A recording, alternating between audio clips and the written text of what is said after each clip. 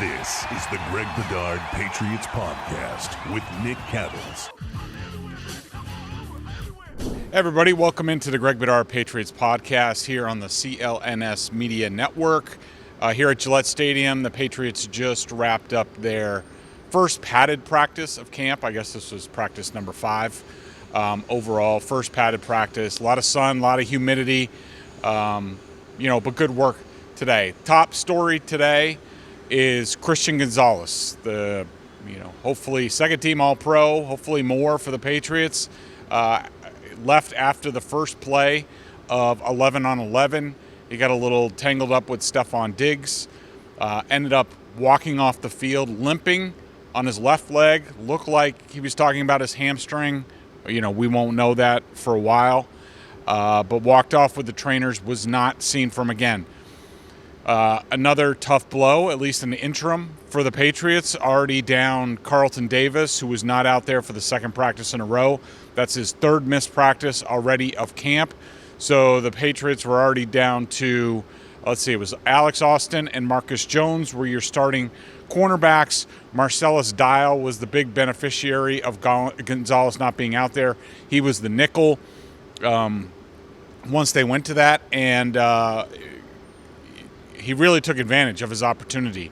He showed up in a bunch of plays in the run game, recovered a fumble, so that was really good. But there's going to be a lot of concern about Gonzalez because that's something they don't want to see, and also Davis. They need these guys to get on the field. I mean, I'm not too worried about them. It's not like it's, wide receiver or anything. These guys know how to play cornerback. We've seen that, but I'm sure there's a lot of concern in Patriots Nation, and that's warranted.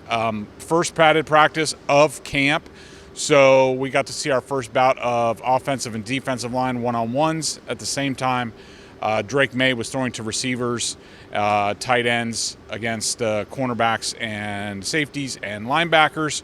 Jardy took care of that. We'll talk about that in a second. But overall, in terms of the first padded practice, it seemed like sort of a they didn't go like full out. Of course, Jabril Peppers probably had the hardest thud of camp. That's normally like an annual thing with him. But, no tackling to the ground, no nothing like that. It was all red zone work. So not really a ton of hitting. They didn't even thud a whole lot. It seemed like they were very much taking it slow in terms of the contact. They ran 41 plays by my count. Only 10 were pass plays. Very efficient for the quarterbacks. All three, I had them combined of 8 of 10, 3 touchdowns, 2 sacks. 2 were by Drake May, 1 to Antonio Gibson in sort of in the flat. And then he had a nice play action pass to a wide open Jalen Polk. Yes, that's right. I said Jalen Polk, who was back on the field and participating and caught that touchdown from Drake May. I got to watch my first one-on-one reps between the offensive line and defensive line today. Certainly some notable reps for the people at home. Will Campbell, they only went through one time. A couple of guys got multiple reps, but that was very few and far between. Will Campbell only got 1 rep. He lost his 1 rep to Keon White. It had nothing to do with his length. He actually got a good punch on Keon White initially. But the veteran Keon White ripped Campbell to the ground. Campbell ended up on the ground. I mean, that's going to happen. It was a good play by Keon White. Jared Wilson, the other rookie lineman, or second of 2, his first rep, he did a really nice job. He handled Jaquelin Roy fairly easily, so that was good to see. Other notable things in the one-on-ones, Garrett Bradbury was beaten pretty quickly by Kyrus Tonga, not exactly known as a pass rusher, so that's sort of the fear about Garrett Bradbury, whether he can hold up in the pass game. Morgan Moses rode off Harold Landry behind the quarterback. Caden Wallace was fairly soundly beaten by Ritzy, and Marcus Bryant, the other rookie lineman, had a good draw against Kaylavon Chason. There was some good work in the one-on-ones, the quarterbacks and the receivers and tight ends. and backs. Giardi took care of that because that goes on at the same time as the offensive lineman. Gibson beat Ellis to the corner. Kayshon Boutte got the best of Christian Gonzalez twice, so that's great for Kayshon Boutte as he's had a strong opening to camp, taking advantage of Mac Hollins not being out there. Travion Henderson undressed Marte Mapu in coverage, even though he was being held, but a lot of good work there. Guys that stood out to me, Marcellus Dial, we talked about, Kayshon Boutte. Defensive tackle by the name of Isaiah Iton, I-T-O-N. And this will go with one of the downs. He got 3 reps against Caden Wallace. There's this engagement drill that they run early in camp just to sort of get guys ready. They already start locked up, and basically the offensive linemen are trying to get to the edge against them, and the defensive linemen are trying not to let them. Eaton beat Caden Wallace very soundly twice. He also did that in one-on-ones. Caden Wallace also had a blown block on a run by Travion Henderson. And you know what? Jared Wilson on a whole is off to a very good start of camp. He continues to get really top reps. Basically almost every team period, what happens is he comes in from the sidelines on the 3rd rep of that session, and he goes to he goes to left guard for Cole Strange. Then 2 plays after that, he goes 2 plays to left guard. Then he goes to center. That carries on in the second team when he's eventually replaced.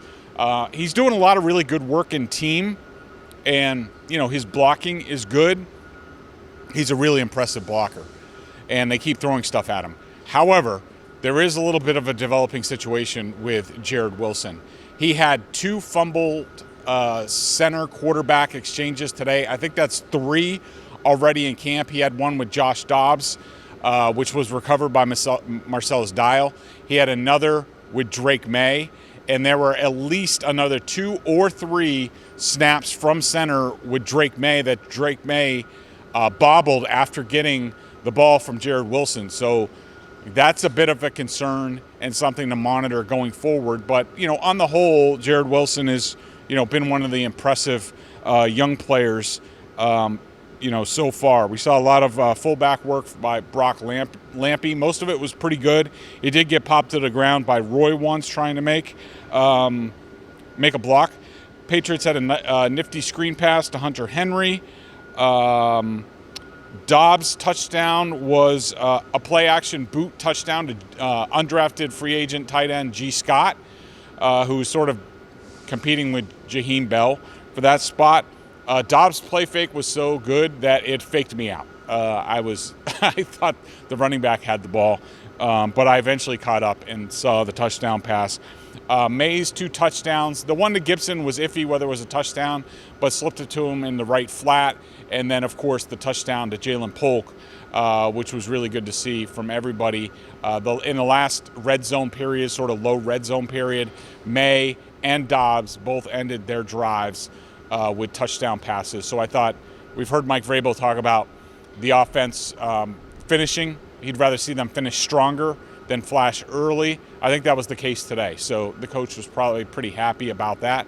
But a lot of good work overall. I expect the Patriots to be in pads tomorrow. We'll have to see. But that's it for now from Gillette Stadium. Thanks for tuning in.